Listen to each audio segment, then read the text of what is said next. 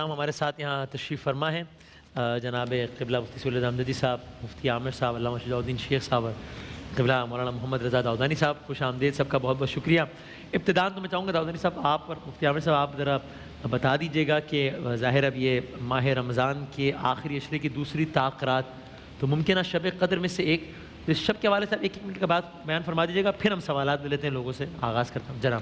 بسم اللہ الرحمن الرحیم۔ بہت سنہری لمحات ہیں، خاص طور پر اہل بیت کے ذریعے سے جو روایات ہم تک پہنچی ہیں، میں دوپہر میں بھی عرض کر رہا تھا کہ اس میں ظاہر ہے کہ ایک تو عمومی جو کانسیپٹ ہے اور بالکل ٹھیک کانسیپٹ ہے کہ ماہ رمضان کی کوئی بھی رات ہو سکتی ہے، اور طاق راتوں میں اور اس میں بھی آخری عشرے میں جو طاق راتیں ہیں ان میں تلاش کرنے کی بہت زیادہ تاکید آئی ہے، مگر جو احادیث ہم تک پہنچی ہیں اس کے مطابق اس میں بھی زیادہ امکان اس بات کا ہے کہ 19، 21 اور 23، اور اس میں بھی جو 23ویں رات ہے اس کے بارے میں بہت زیادہ تاکید کی گئی ہے کہ اسے مس نہ کیا جائے، ساری رات جاگ کر بیدار رہ کر، اور مختلف اعمال ہیں، اوراد ہیں، اذکار ہیں، وظائف ہیں، اس میں اپنے آپ کو مصروف رکھنا، کہ جس کے اندر خاص طور پر 3 سوروں کی تلاوت کی بہت زیادہ تاکید آئی، سورہ عنکبوت کی تلاوت، سورہ روم کی تلاوت اور سورہ دخان۔ 29واں سورہ، 30واں سورہ اور 44واں سورہ بہت زیادہ تاکید آئی ہے۔ سورہ دخان کے اندر تو وہ آیت بھی موجود ہے کہ انا انزلناہ فی لیلۃ مبارکہ، کہ ہم نے اس قرآن کو مبارک رات میں نازل کیا۔ تو سورہ قدر کی تلاوت کی بہت زیادہ تاکید ہے کہ جتنا زیادہ ہو سکے سورہ قدر کی تلاوت کی جائے۔ استغفر اللہ ربی واتوب الیہ، انسان جتنا زیادہ استغفار کر سکے۔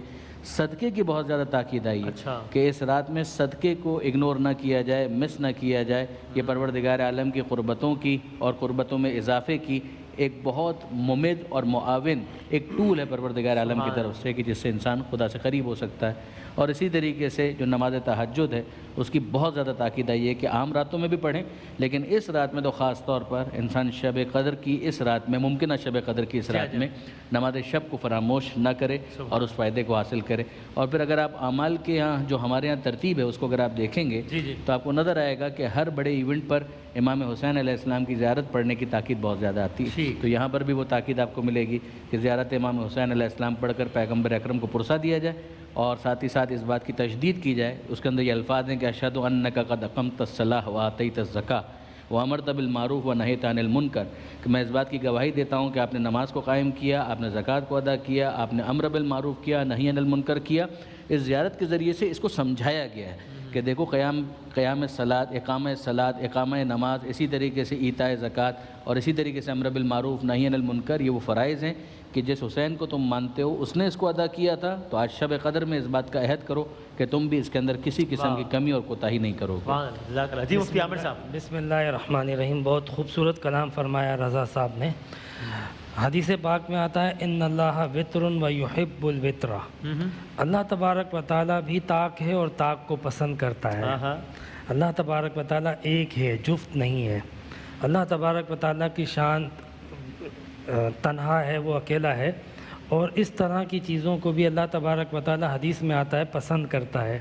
طاق رات جیسا کہ آپ نے ذکر کیا، یہ دوسری رمضان کی طاق رات ہے، اور اس میں کوئی شک نہیں کہ ممکنہ شب قدر یہی ہو، اور ہو سکتا ہے 25ویں ہو، 27ویں ہو، لیکن ہمیں 5 راتوں میں اہتمام کرنا چاہیے عبادت کا، جیسا کہ نبی کریم صلی اللہ علیہ وسلم نے اعتکاف کے ذریعے 5 راتوں کو اپنانے کا اور اس میں عبادت کا باقاعدہ اہتمام کیا۔ عبادت کے لیے کوئی مخصوص عمل کو اختیار کرنا ضروری نہیں ہے، جو میجر چیزیں ہیں، نوافل ہیں، قرآن ہے، تلاوت ہے، یعنی ہر وہ چیز کہ جس سے آپ خدا سے جڑ جاتے ہیں اس کو ضرور اختیار کریں، اور اللہ تبارک و تعالیٰ کی بارگاہ سے بخشش و مغفرت کے پروانے طلب کریں۔ دیکھیے کہ اللہ تبارک و تعالیٰ قرآن پاک میں فرماتا ہے قل یا عبادی الذین اسرفوا علی انفسہم لا تقنطوا من رحمت اللہ، اے میرے وہ بندو جنہوں نے اپنی جانوں پہ ظلم کیا، فرمایا کہ اللہ کی رحمت سے مایوس مت ہونا، لا تقنطوا من رحمت اللہ ان اللہ یغفر الذنوب جمیعا، اللہ تبارک و تعالیٰ تمام کے تمام گناہوں کو معاف کر دیتا ہے۔ انہو هو الغفور الرحیم، بے شک وہ بخشنے والا اور رحم کرنے والا ہے۔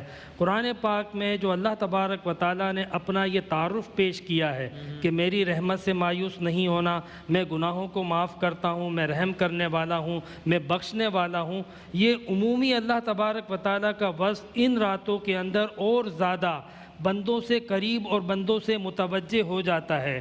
تو طاق رات بے شک طاق رات ہے، لیکن اس رات میں بخشش و مغفرت اس کو حاصل ہوتی ہے جو بخشش و مغفرت کا طلبگار ہو، جس کو بخشش و مغفرت کی طلب ہو، جو اللہ تبارک و تعالیٰ کی بارگاہ میں بخشش اور مغفرت کے طریقے پر اور نیت سے رجوع کرتا ہو، یعنی یا اللہ تو مجھے معاف کر دے، میں معافی چاہتا ہوں، میں گناہوں سے توبہ کرتا ہوں، میں جو ہے وہ اپنے بدعمالیوں سے توبہ کرتا ہوں۔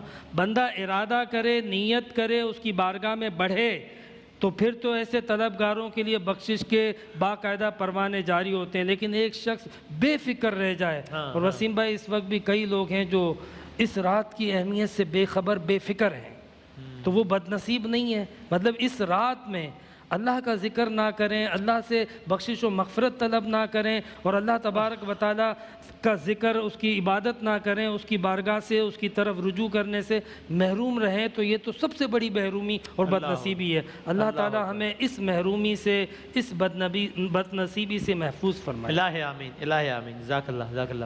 ذرا کچھ سوالات بھی لوگوں کے لے لیتے ہیں، جناب دکھائیے گا، سنائیے گا پہلا سوال۔ السلام علیکم وسیم بادامی بھائی اور سارے علماء اکرام کو السلام علیکم۔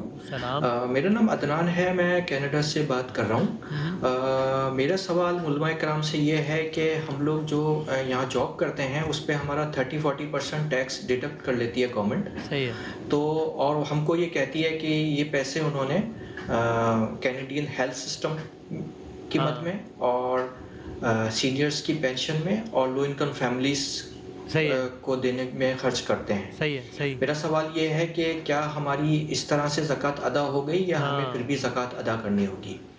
مفتی صاحب۔ بسم اللہ الرحمن الرحیم، صلی اللہ علیہ وآلہ واصحابہ وبارک وسلم۔ سب سے پہلے تو تمام عالم اسلام کو آج آخری عشرے کی دوسری تاخرات ممکنہ شب قدر مبارک ہو۔ میں ابھی جب آ رہا تھا اس سائٹ پر تو راستے میں نے کئی جگہ پر دیکھا کہ اتنی سختی ہونے کے باوجود کچھ لڑکے فٹ بال کھیل رہے ہیں، کچھ کرکٹ میں لگے ہوئے ہیں۔ تو مطلب اس رات کو بھی اگر ہم ضائع کر بیٹھے، یعنی یوں سمجھ لیں کہ پورے سال بھی نہیں پڑھا، ایگزامس کے دنوں میں بھی نہیں پڑھا، اب یہ ایگزامس کے آخری دن ہیں، اگر ان میں بھی نہیں پڑھا تو کامیاب کیسے ہوں گے؟ عشرہ رحمت گزر چکا، عشرہ مغفرت گزر چکا، جہنم سے آزادی کا عشرہ اگر ہم نے یہ مس کر دیا نا تو پھر پتہ نہیں اگلا رمضان ہمیں ملتا ہے یا نہیں ملتا۔ یہ یعنی میں ایسے نہیں کہہ رہا، پچھلے رمضان کتنے لوگ جو ہمارے ساتھ تھے اس رمضان نہیں ہیں، تو ہو سکتا ہے کہ اگلے سال پتہ نہیں ہم ہوں یا نہ ہوں۔ تو لہٰذا خدا کے واسطے اس رات کی قدر کیجئے، یہ جتنے دن رہ گئے ہیں ان دنوں کی، ان راتوں کی قدر کیجئے۔ اللہ تعالیٰ کی رحمت بہت وسیع ہے۔ ان رحمتی سبقت علی غضبی، وہ خود اعلان فرما رہا ہے حدیث قدسی میں کہ بے شک میری جو رحمت ہے نا، میرا غضب رحمت پر حاوی نہیں ہے، میری رحمت میرے غضب پر حاوی ہے۔ تم آ کر تو دیکھو نا، یا ایھا الانسان ما غرک بربک الکریم، کہاں چلا گیا تجھے کس غرور نے مجھ سے پیچھے دھکیل دیا ہے، تو کہاں چلا گیا ہے؟ مارا پھر رہا ہے۔ جب آنکھ بند ہوگی تو تجھے آنا پڑے گا، اس وقت آنا تیرا قبول نہیں کیا جائے گا۔ اسی لیے ابھی تو با اختیار ہے، آئے گا، میرے عزت و جلال کی قسم تیرا وجود گناہوں سے خالی کر دوں گا، آ کر دیکھ لے۔ ان کا جواب یہ ہے کہ جیسا کہ عام طور پر باہر ممالک میں، یورپ میں، یو ایس اے میں، یو کے میں عام طور پر یہ ہوتا ہے کہ ویسے بھی سیلری سے اچھا خاصا پرسنٹ جو ہے کٹ جاتا ہے، اور آج کل وہ بتا رہے ہیں کوارنٹائن میں زیادہ ہو رہا ہے، تو لہٰذا جو ٹیکس کٹ رہا ہے نا، تو اس پر زکوٰۃ، یہ زکوٰۃ میں کاؤنٹ نہیں ہوگا، یہ زکوٰۃ کے زمرے میں نہیں آئے گا۔ دوسری اہم بات کہ اگر آپ کی سیلری ہے، اچھی خاصی سیلری ہے، لیکن اس میں کچھ آپ بچا نہیں پاتے اور صاحب نصاب نہیں ہے تو آپ پر زکوٰۃ ویسے ہی نہیں ہے۔ ہاں اتنا بچا لیتے ہیں کہ جو 52.5 تولہ چاندی کے برابر بن جاتا ہے تو اس پر زکوٰۃ ہے۔ بالکل ٹھیک، صحیح، بالکل ٹھیک۔ ایک سوال اگلا سنائے گا اور شجاع بھائی سے بات کرتے ہیں انشاءاللہ۔ جی السلام علیکم، میرا علماء اکرام سے سوال یہ ہے کہ ایسی بیوی جس کا شوہر سے مجبور کر رہا ہے کہ وہ اپنے والدین سے اپنی جائیداد میں حصہ لے لیکن وہ نہیں لینا چاہتی، تو ایسے شوہر کے بارے میں شریعت میں کیا حکم ہے؟ ایسی بیوی جس کا شوہر اسے مجبور کر رہا ہے کہ اپنے والدین کی جائیداد سے حصہ لے جبکہ وہ لینا نہیں چاہتی، شوہر مجبور کر رہا ہے، بظاہر لگتا ہے کہ اپنے مقاصد کے لیے مجبور کر رہا ہوگا، بظاہر لگتا ہے شاید، لیکن کیا؟ بسم اللہ الرحمن الرحیم۔ سب سے پہلے تو میں شب قدر کے تعلق سے کچھ گزارش کرنا چاہوں گا۔ دیکھیے وسیم بھائی، جب ہم لوگ ریس لگاتے ہیں نا تو سب لوگ ساتھ ساتھ شروع کرتے ہیں، اور درمیان میں کوئی آگے ہوتا ہے، کوئی پیچھے ہوتا ہے، کوئی سلو ہو جاتا ہے، کوئی فاسٹ ہوتا ہے، لیکن اعتبار خاتمے کا، یعنی وننگ پوائنٹ پہ کون پہنچ رہا ہے۔ ہو سکتا ہے کہ رمضان شریف کے آغاز میں کچھ لوگوں سے سستی ہوئی ہو، درمیان میں سستی ہوئی ہو، لیکن ابھی جیسے تمام علماء کرام نے توجہ دلائی کہ بھائی اب تو اللہ سبحانہ و تعالیٰ کی طرف آ جاؤ۔ مفتی صاحب نے جو سڑکوں کا حال بتایا، تو ہم تقریباً ایک ہی علاقے میں قریب رہتے ہیں، بخدا میرا بھی یہی مشاہدہ ہے۔ تو نوجوانوں سے کہوں گا یار پورا 360 دن تم کھیل لیتے ہو، کود لیتے ہو، دکھ ہوتا ہے، لیکن یہ موقع ہے کہ اب اللہ تعالیٰ کو ہم راضی کریں۔ دوسری بات یہ، جیسے مفتی صاحب نے فرمایا کہ شاید ہماری زندگی کا آخری رمضان ہو، ہمیں نہیں پتہ۔ حضور علیہ السلام فرماتے نماز ایسے ادا کرو گویا تمہاری زندگی کی آخری نماز ہو، اسی طرح رمضان ایسے گزار لیں بھائی شاید ہماری زندگی کا آخری رمضان ہو۔ اور ایک بات جو بار بار ہم توجہ دلانا چاہیں گے، یہ قدر کی رات افضل ہوئی قرآن کریم کے ساتھ، اور اللہ کے نبی علیہ السلام کا پورا آخری عشرہ عائشہ صدیقہ رضی اللہ تعالیٰ عنہ فرماتی ہیں پوری رات قیام میں ہوتے اور گھر والوں کو بھی بیدار کرتے۔ یہ اجتماعی اہتمام حضور کے گھرانے میں ہوتا صلی اللہ علیہ وسلم۔ اور پھر 1000 مہینوں سے افضل ہے تو پچھلی امتوں کی عمریں سینکڑوں برس کی ہوا کرتی تھیں، اس امت کو عمر چھوٹی دی گئی ہے لیکن اس کا اجر و ثواب بہت بڑھا دیا گیا۔ اب ہم تو مائل و کرم ہیں، کوئی سائل ہی نہیں، اللہ تو دینے کو تیار ہے۔ اللہ تعالیٰ ہمیں لبیک کہنے کی توفیق دے، آج بھی محنت کریں، 25 میں بھی، 27 میں بھی اور 29 میں بھی، اللہ ہمیں توفیق عطا فرمائے۔ جہاں تک جائیداد کا تعلق ہے، مفتیان کرام بھی توجہ دلائیں گے۔ پہلی بات ہے کہ جب کسی کا انتقال ہو جاتا ہے اس کے بعد وہ وراثت کے معاملات جو ہیں وہ تقسیم کے عمل میں آتے ہیں، اور ایک شاید کسی کے ذہن میں آتا ہے کہ زندگی میں کوئی حصہ دینا چاہے، اس کی بھی گنجائش اپنی جگہ پر ہے، لیکن کیا شوہر یہ مجبور کر رہا ہے کہ وہ اپنا جائیداد میں سے حصہ لے خاتون؟ جی تو پہلی بات ہے کہ شوہر کیوں مجبور کر رہا ہے اس کو؟ یہ بھی کہہ رہا ہوں، بظاہر ایسا لگتا ہے کہ شاید اس کو اپنا کوئی مقصد ہوگا۔ پہلی بات ہے کہ جب والدین میں سے کسی کا انتقال ہوگا تو شریعت کے حکم کے مطابق حصہ تقسیم ہوگا، البتہ وہ حصہ ان خاتون کا ہوگا۔ شوہر کا حق شرعی طور پر نہیں ہے، کوئی حق اس کے اوپر نہیں ہے، وہ خاتون مالک ہوگی، اور اگر ماں باپ زندگی میں بھی ہبہ کرنا چاہیں تب بھی اس خاتون کا حق ہوگا، نہ کہ اس کے شوہر کا اس پر حق۔ بالکل صحیح، ٹھیک۔ لیکن اگر شوہر یہ مجبور کر رہا ہو کہ مثلاً اب تمہارے تو اپنے باپ سے کہو کہ بھائی اس کے پاس جو مثلاً 1 کروڑ روپے ہیں اس کا بٹوارا کر جائے، اب آخری عمر میں تو ہے، کیا کتنا جی لینا ہے انہوں نے، بٹوارا کر لیں تاکہ کچھ حصہ تمہارے پاس بھی آ جائے۔ تمہارے پاس آئے نا، اس کو کیا پریشانی ہے؟ سمجھ میں نہیں آ رہی نا بات۔ اس کو ہتھیانا ہوگا اس کو نہیں، دیکھیے اگر آئے گا بھی تو اس خاتون کی اپنی ملکیت کا معاملہ ہے، اس کی ملکیت میں آ گیا وہ جو چاہے سو کرے، لیکن یہ کمپلشن کے ذریعے شوہر کا ایسا کرنا قطر وہ نہیں مناسب۔ بالکل صحیح، بالکل صحیح، ٹھیک۔ میں 5 منٹ میں کوئکلی ایک دو سوالات جی دکھائیے گا، سنائیے گا۔ میرا سوال یہ تھا کہ میڈیکل کے اسٹوڈنٹس کو ڈائسیکشن کرنے کے لیے جو اینیملز پرووائڈ کیے جاتے ہیں، بعض اوقات ایسا ہوتا ہے کہ ان کی سانسیں چل رہی ہوتی ہیں، مطلب وہ بے ہوش ہوتے ہیں، تو ان کا ڈائسیکشن ہم کریں گے تو ہمیں انہیں مارنے کا گناہ بھی کیا ہمارے ہی سر آئے گا؟ صحیح، انٹرسٹنگ۔ بنیادی طور پر عام طور پر جو طریقہ کار اختیار کیا جاتا ہے کہ ان کو دوا وغیرہ کلوروفارم وغیرہ سنگھا کر بے ہوش کر دیا جاتا ہے، اور پھر اس کے اوپر وہ سارے عمل کیے جاتے ہیں ڈائسیکشن، اور اس کے ذریعے سے پرپس کیا ہے لرننگ نا، کہ ایک پریکٹیکلی اس کو زیادہ ایک نو ہاؤ حاصل ہو سکے، وہ اس تجربے کے ذریعے سے زیادہ بہتر انڈرسٹینڈنگ حاصل کر سکے۔